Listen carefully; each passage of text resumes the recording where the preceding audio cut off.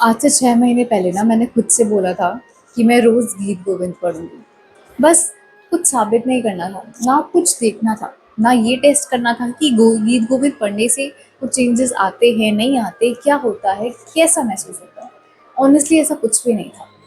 बस अपनी लाइफ में ना कुछ चेंजेस लाने थे, अपनी लाइफ के रूटीन को ना कुछ उसमें पॉजिटिव ऐड करना था। क्या पता रोज़ गीत गोविंद पढ़ने से मेरी लाइफ का जो एक्सपीरियंसेस है ना, मुझे कुछ अलग अलग एक्सपीरियंसेस हो। कोई ऐसा रीज़न नहीं था कि मुझे कोई प्रेशर है या फिर लाइफ में कोई बहुत ज़्यादा सैडनेस है या फिर मैं कोई बहुत ज़्यादा चेंज मांग रही हूँ या फिर मैं कोई ट्रांसफॉर्मेशन देख रही हूँ, कोई चैलेंज कर रही हूँ, नहीं। बस अपनी लाइफ में अपनी रोज़ाना डेली हैबिट्स में कुछ चेंजेस लाना चाहती थी। अपनी रूटीन में कुछ ऐड ऑन करना चाहती थी। कुछ ऐसा ऐड ऑन जिससे मैं शायद राधा कृष्ण जी के और पास जा सकूँ। इसलिए मैंने सोचा कि गीत गोविंद का एक छोटा सा हिस्सा मैं रोज़ पढ़ूंगी। इन 6 महीनों में ना मेरा जो एक्सपीरियंस रहा इसके साथ, कुछ फील हुआ, कुछ फील नहीं हुआ। अगर आपको याद हो तो मैंने कुछ महीनों पहले राधा कृपा कटाक्ष एक वीडियो शेयर करी थी, उसके साथ जो मेरे पर्सनल एक्सपीरियंसेस थे वो शेयर करे थे।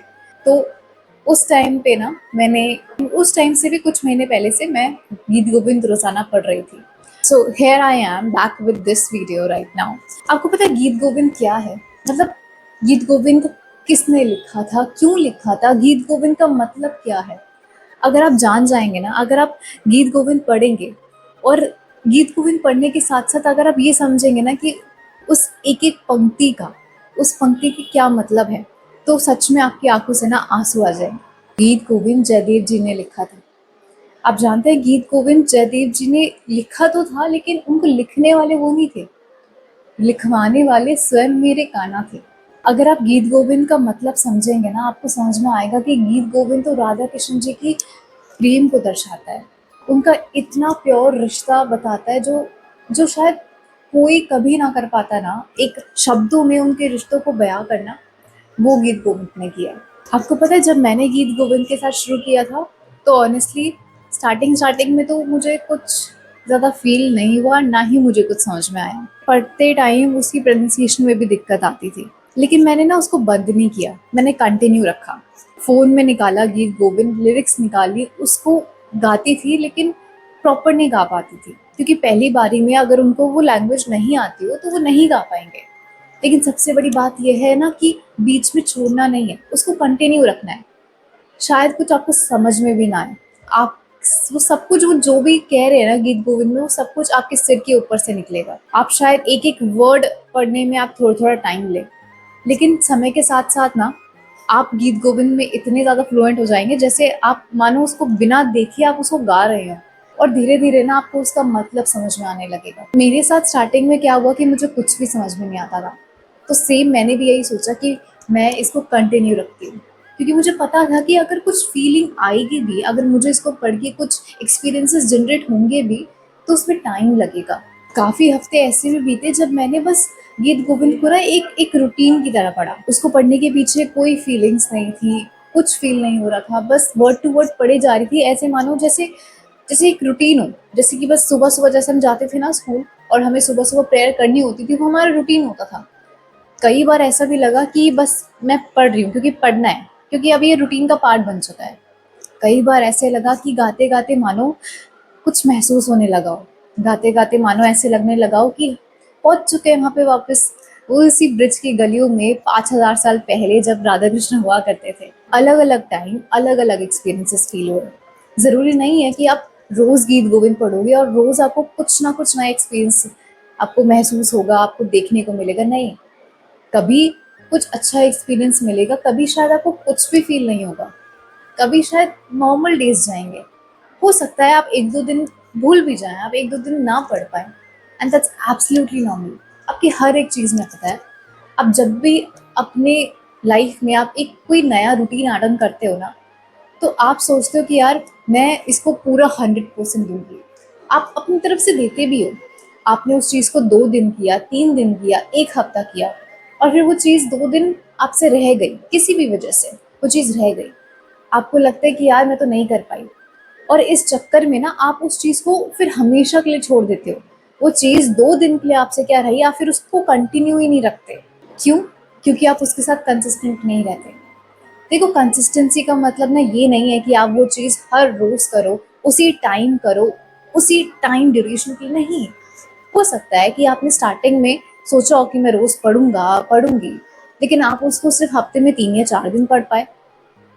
बट द कैच इज़ कि आपने उसको कभी पढ़ना नहीं छोड़ा।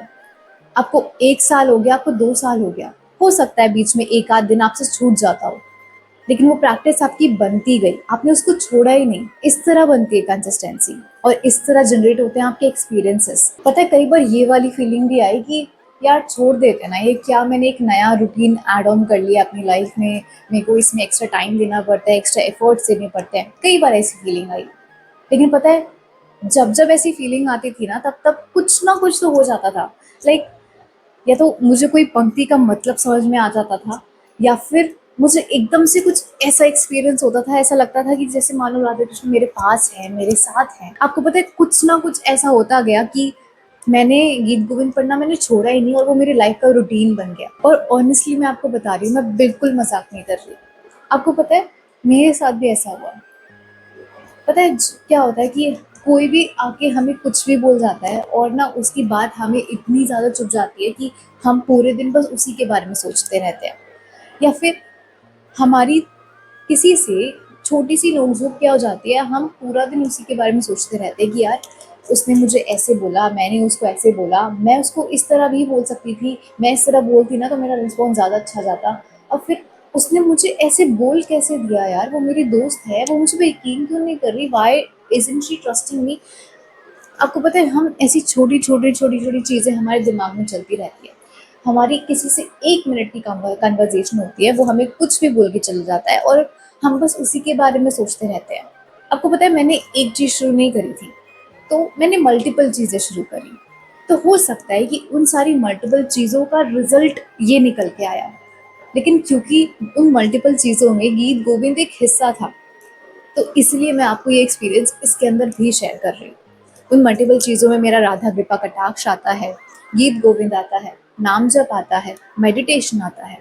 तो ये सारी जब कॉम्बिनेशन चीज़ें मैंने ट्राई करी ना, तो अल्टीमेटली ऑनेस्टली मैं ऐसी नहीं थी। मुझे कोई भी अगर कोई बोल के जाता था ना कुछ भी, अगर वो मुझे बात बहुत ज़्यादा बुरी लगी ना, मेरे उसी टाइम आँखों से आँसू आ जाते थे। वो एक टाइम ना लाइफ में कितनी भी मुश्किलें क्यों ना आई हों, लाइक ऑनेस्टली लाइफ में कुछ ऊपर नीचे हो गया हो, कोई कोई चीज़ें हैं जो मेरी इस तरीके से नहीं सेट बैठ रही, जैसा मैंने सोचा था वैसा नहीं हो रही है, जो कि 90% ऑफ द टाइम नहीं होता। कोई बहुत ज़्यादा इम्पोर्टेंट चीज़ है और वो मेरी बन के ही नहीं दे रही, मेरे काम नहीं बन रहे, बट फिर भी मन के अंदर शांति है। आपको ऐसा होता है मन में 100 चीज़ें चल रही हैं, इतना ज़्यादा स्ट्रेस है, इतनी ज़्यादा प्रॉब्लम है कि बस कुछ काम ही नहीं हो रहा। वो चीज़ पता नहीं कैसी फीलिंग होती है दूर-दूर तक, अब मुझे याद ही नहीं है। पर मेरा जो ये वाला वर्जन है ना, आई जस्ट लव्ड इट। अब मैं इसका रीज़न क्या समझूँ? क्यों होगा ये सब? देखो मैंने अपनी लाइफ में जो चेंजेस करे हैं, ऑब्वियसली उसकी वजह से तो ये सब चेंजेस आए होंगे ना। ऐसे थोड़ा है कि अपने आप ही एज बढ़ रही है तो फिर अब मैच्योर हो रहे हैं। Obviously it doesn't work like that. तो जो मैंने अपनी लाइफ में चेंजेस करे हैं, उसी की वजह से तो ये सारे चेंजेस आ रहे होंगे। पता जब मेरे साथ धीरे-धीरे ऐसा होने लगा ना, तब मुझे रियलाइज़ हुआ कि बदलाव आ रहे हैं राधिका। तेरे अंदर चेंजेस आ रहे हैं। तेरे अंदर कुछ ऐसे चेंजेस आ रहे हैं जो शायद पहले तेरी पर्सनैलिटी का पार्ट कभी थे ही नहीं। आपको पता है इसमें एक श्लोक ये भी आता है जिसका मतलब ये होता है कि पता है आपके अंदर अंदर की जो भक्ति होती है ना, वो दिखाने के लिए नहीं होती। भक्ति होती है अपने लिए, अपने अंदर की शांति के लिए। और पता है आप जब ये अपने माइंड में बिठा लोगे ना, तो आपके अंदर से ना जो प्रेशर होता है वो निकल जाएगा। और इससे मुझे एक चीज़ याद आई कि मैं अभी रिसेंटली गोवर्धन गई थी। तो वहाँ पे ना मैंने मैंने 2 लोगों को देखा। इनफैक्ट 2 भक्तों को देखा। राधा कुंड में जहाँ पे मैं बैठी हुई थी, वहाँ पे एक छोटी-सी बच्ची थी। आप मान लीजिए 13-14 साल की वो बच्ची होगी, और वो राधा कुंड के अंदर ज़ोर-ज़ोर से बस राधा, राधा, राधा, बस ऐसे राधा जी को वो पुकारे जा रही थी। दूसरी ओर जो दूसरा भक्त था, वो वो भी राधा कुंड के अंदर था। उसके हाथ में माला थी और राधा कृपा कटाक्ष का एक पेपर, जिसमें पूरा राधा कृपा कटाक्ष लिखा हुआ था, और वो 108 बार राधा कृपा कटाक्ष राधा कुंड के अंदर पढ़ रहा था। तो यहाँ पे 2 चीज़ें थी। एक इंसान था जो जो चुपचाप एकदम साइड में अपने में बस राधा कृपा कटाक्ष मन में पढ़ी जा रहा था और अपना काम कर रहा था। दूसरी ओर जो दूसरी लड़की थी वो जोर जोर से बोल के राधा जी को पुकार रही थी। तो इसका मतलब ये नहीं है कि आप उस वाली को जो जोर जोर से बोल रही है आप उसको ऐसे बोलो कि यार ये ढोंगी है, बस ऐसे सबकी नींद खराब कर रही है, ऐसे थोड़ा ना होती है भक्ति। नहीं, वो उसका वे ऑफ स्टाइल है, उसका स्टाइल वैसा है। अब उसको नहीं आ रही शर्म तो भाई तुम्हें क्या दिक्कत है। दूसरी तरफ अगर दूसरा इंसान है वो मुंह बंद करके अपने मन में कुछ पढ़ रहा है तो वो उसका तरीका है भक्ति दिखाने का। हम ऐसे नहीं बोल सकते ना कि यार ये इसकी भक्ति सच्ची है और इसकी भक्ति सच्ची नहीं है।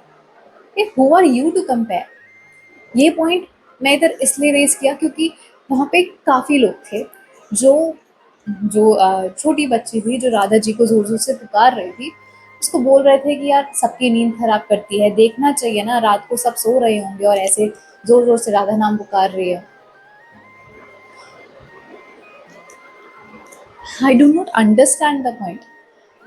तुमने कैसे जज किया कि उसकी भक्ति फेक है और तुम्हारी भक्ति सच्ची है।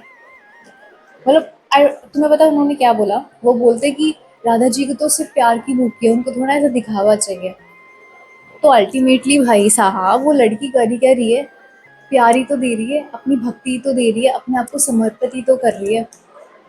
और अगर वो ऐसे जोर जोर से बोल भी रही है तो सो वॉट, वो उसका तरीका है, उसको नहीं है शर्म, उसको पड़ी नहीं है दुनिया वालों की भाई, उसको नहीं पड़ी कि कौन मुझे क्या बोल रहा है, कौन मुझे देख रहा है।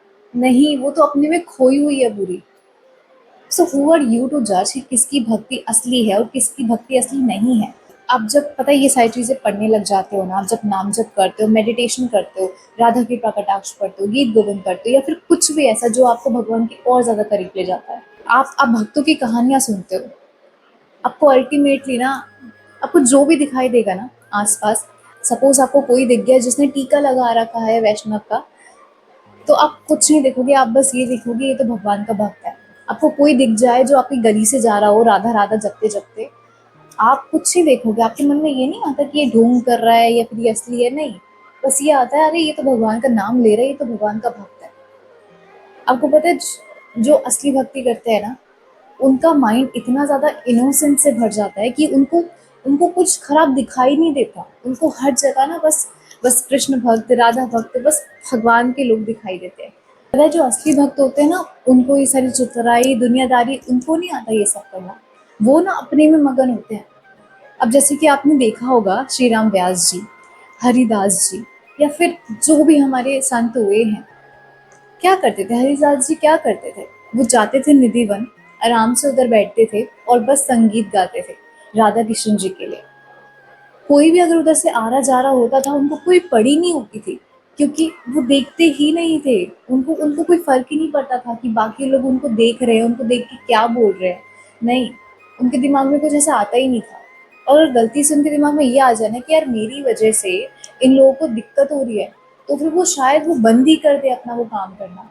वो शायद कहीं और जाके चले जाएं, अपना वो काम अपना भजन कहीं और करें, क्योंकि उनको किसी और को तकलीफ पहुंचाना उनको अच्छा ही नहीं लगता। वो भगवान के भक्त हैं यार, उनसे ज़्यादा इनोसेंट और कोई नहीं होता। हम वृंदावन जा रहे हैं ब्रिज की भूमि में, ब्रिज की भूमि में अगर कोई राधा नाम नहीं पुकारेगा तो और क्या करेगा यार। देखो मैं कुछ ऐसा नहीं बोलूँगी कि ये सब अभी करने से मेरी लाइफ एकदम बदल सी गई है, बहुत ही ज़्यादा मेजर चेंजेस आ गए हैं, लेकिन हाँ, एक शांति, एक एक हैप्पीनेस, एक संतुष्टि, वो क्या होता है ना, वो फीलिंग क्या होती है, वो ज़रूर मैं आपको बता सकती हूँ, क्योंकि वो मुझे फील होती है। और डेफ़िनेटली ये सब करने से ना, मैं ये नहीं बोल सकती कि आपकी जो सारी प्रॉब्लम्स है वो सॉल्व हो जाएंगी। आपका कोई फाइनेंशियल इशू है या फिर कोई भी आपकी दिक्कतें चल रही है ना, देखो अल्टीमेटली तो वो सॉल्व हो ही जाएंगी, लेकिन कितनी देर में होंगी, कितना टाइम लगेगा, मैं कुछ नहीं कह सकती। लेकिन मैं ये इस चीज़ की ज़रूर गारंटी दे सकती हूँ कि ये सब चीज़ें करने से आपको इतनी ज़्यादा शांति महसूस होगी, आपको इतना ज़्यादा सैटिस्फैक्शन महसूस होगा, मतलब आपको ऐसा लगेगा कि यार लाइफ जैसी भी है ना एकदम सही चल रही है। आप लाइफ में प्रॉब्लम्स होंगी, डेफिनेटली होंगी, लेकिन वो प्रॉब्लम्स ना आपको बड़ी लगेंगी ही नहीं। आई डोंट नो ऐसे कैसे होता है, पर ये फीलिंग आ जाती है, और जब ये फीलिंग आती है ना तो ट्रस्ट मी जीने में बहुत मज़ा आता है। तो अगर आप भी सोच रहे थे गीत गोविंद पढ़ने का, गीत गोविंद को अपनी लाइफ में इंट्रोड्यूस करने का, उसको अपनी लाइफ का रूटीन बनाने का, तो इसको स्टार्ट ज़रूर कीजिएगा। और आपके जो एक्सपीरियंसेस हैं मुझे इस वीडियो के नीचे कमेंट सेक्शन में आके ज़रूर बताना। तो मिलते हैं ऐसी और वीडियोस के साथ, तब तक ले बाय बाय, राधे राधे।